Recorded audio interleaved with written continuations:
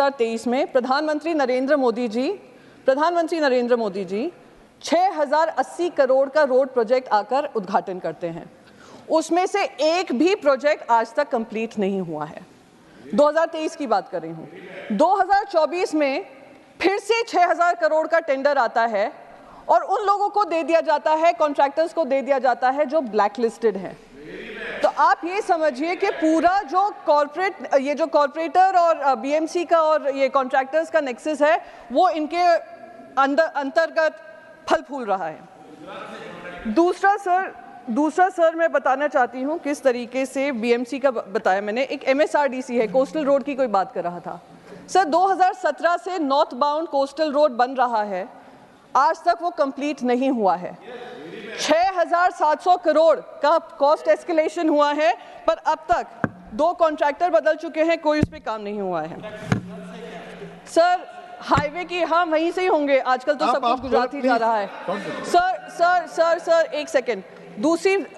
तीसरी इंपॉर्टेंट बात कहना चाहूँगी कि यहाँ पे जो फ्रंट बेंचर हमारे बड़े एक्सपीरियंस महाराष्ट्र के एमपी हैं, उन्होंने कहा हाईवेज तो ऐसी बनी है कि हम लोग सर्राटे से चल देते हैं।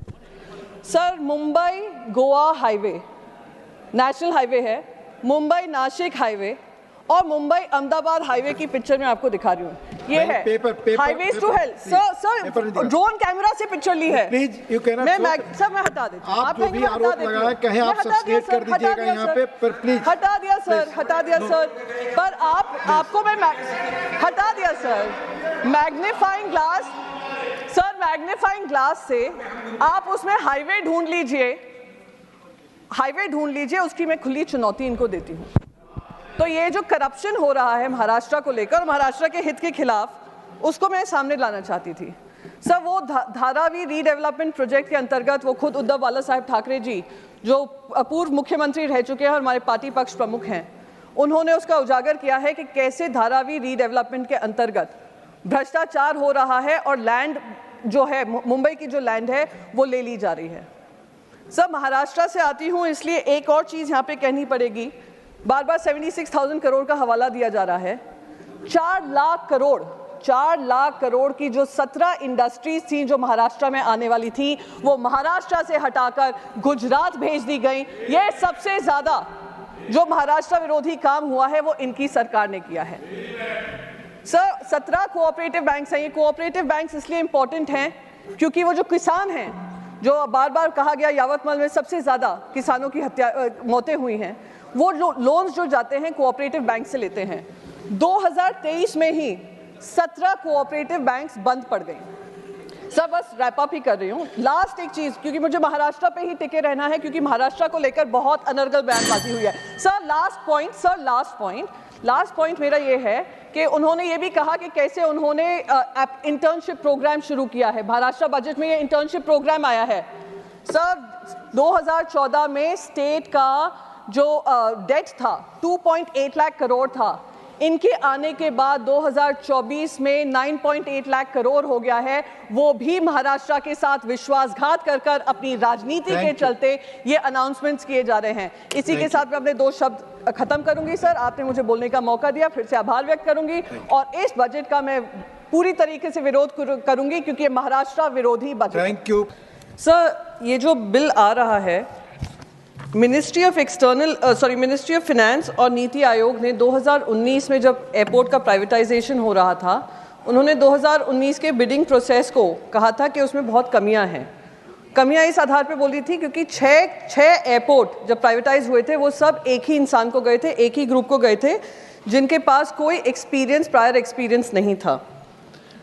डिपार्टमेंट ऑफ इकोनॉमिक अफेयर्स ने ये कहा था कोई भी प्राइवेट प्लेयर जो प्राइवेटाइजेशन में भागीदारी ले रहा है उसको 2 एयरपोर्ट से ज़्यादा नहीं मिलने चाहिए। पर ये पर्टिकुलर विशेष इंडस्ट्रियलिस्ट को करीब 7 एयरपोर्ट्स मिले थे, जिसमें से 6 एयरपोर्ट्स तो 50 साल के लिए मिले हैं। एक ही एयरपोर्ट फाइनेंशियली वायबल है, बाकी सारे लॉसेज में हैं। और वो कौन है, वो जॉर्ज सोरोस हमें नहीं बताएगा, वो मिनिस्ट्री ऑफ फिनेंस और इन सब से ही पता चल रहा है, वो अदानी एयरपोर्ट्स है। सर जब वो ये मैक्रो बिल है जहाँ पे हम एयरलाइंस की बात कर रहे हैं, एयरपोर्ट्स की बात कर रहे हैं, इंफ्रास्ट्रक्चर की बात कर रहे हैं, इन्होंने कहा कि 880 एयरक्राफ्ट नए आने वाले हैं, पर ये बताना भूल गए कि हमने 5 एयरलाइंस जो फुल सर्विस एयरलाइंस होती थी, करीब 13 सर्विस एयरलाइंस होती थी, 5 फुल सर्विस एयरलाइंस होती थी, 17 साल में अब एक ही रह गई है, वो है एयर इंडिया। और किसी तरीके का फेयर कंपटीशन जो हम कहते हैं, कोई फेयर कंपटीशन नहीं रह गया है, मोनोपोली या डुओपोली रह गई है। 2 एयरलाइंस पूरे एविएशन सेक्टर को संभाल रही हैं, जिसकी वजह से ये हाई टैरिफ्स जो हम फेस करते हैं वो इसी वजह से फेस करते हैं। ना एयरलाइंस हैं, 880 एयरक्राफ्ट हैं, पर किसके पास मोनोपोली है, डुओपोली है, वो हम सब जानते हैं, वो इंडिगो एयरलाइंस है और एयर इंडिया है। सर दूसरा जो है कहा जाता है जो टैक्सेस ATF फ्यूल है, 40% जो पैसेंजर फेयर होता है वो जो फ्यूल है उसकी वजह से निर्धारित होता है। उस पर भी जो सारे इनके स्टेट्स हैं जिस तरीके से उस पर टैक्सेस लगते हैं उस पर भी किसी तरीके की कार्रवाई नहीं की गई है कि जनता को राहत मिले। मंत्री जी ने उड़ान स्कीम के बारे में कहा था कि उड़ान स्कीम से हवाई चप्पल वाले हवाई यात्रा कर रहे हैं। अभी महाराष्ट्र के भी एक MP बता कर गए हैं कैसे उड़ान भर रहे हैं। 870 रूट निर्धारित किए थे, जिसमें से 106 रूट तो डिसकंटिन्यू कर दिए 3 साल में ही। तो ये कहाँ से हम कह रहे हैं कि हम नए एयरपोर्ट्स बना रहे हैं, पर वो एयरपोर्ट्स बन रहे हैं पर वो ऑपरेशनल नहीं हैं, आधे से ज़्यादा तो बंद हो रहे हैं। 8 एयरपोर्ट्स अंडर दी उड़ान स्कीम आर नॉट ऑपरेशनल। कौन से हैं? तेजपुर, पोरबंदर, हिसार, बिदर, पौंडीचेरी, पठानकोट, पैक्योंग एंड कुशीनगर, ये वाले ऑपरेशनलाइज ही नहीं हुए हैं। अयोध्या भी जब राम मंदिर बना था, अयोध्या की भी बहुत सारी डायरेक्ट फ़्लाइट्स बनाई थी, शुरू की थी, 16 से ज़्यादा मुंबई से चल रही थी, अब एक भी नहीं चल रही है। तो सर ये जो स्कीम्स अनाउंस होती हैं वो कहीं ना कहीं इम्प्लीमेंटेशन में विफल होती हैं। सर एक लास्ट पॉइंट है, क्योंकि वो मेरे पार्लियामेंट्री क्वेश्चन का मुझे जवाब मिला था। जनवरी 2023 से करीब 1100 होक्स कॉल्स आए हैं, हाईजैक कॉल्स आए हैं, जिसकी वजह से इकोनॉमिक लॉसेस एयरलाइंस को हो ही रहे हैं। साथ ही साथ जो mental trauma passengers go through करते हैं 6-6, 7-7 घंटे। सर एक ही सेकंड लूंगी, बस वो बताना चाह रही हूँ कि खास करके मुंबई और दिल्ली एयरपोर्ट्स को प्रभावित करते हैं, एयरलाइन सेक्टर को प्रभावित करते हैं। उसका इकोनॉमिक लॉस कितना है, क्या किस तरीके से हम उसको हैंडल करेंगे, ये सारी चीज़ें निर्धारित करना ज़रूरी है। ये इन्हीं शब्दों के साथ मैं कहूँगी कि विधेयक बिल अच्छा है पर उसको और पुख्ता बनाया जा सकता है। Thank you. उत्तर प्रदेश से लेकर महाराष्ट्र तक, अयोध्या से लेकर नासिक तक भारतीय जनता पार्टी को हराया है, तो मैं उन सभी लोगों का आभार व्यक्त करना चाहूँगी। एक और चीज़ इस इलेक्शन ने हमें संदेश दिया है, देश की जनता को दिया है, कि जो अहंकार से चलेगा उसको अहंकार ही खत्म करेगा।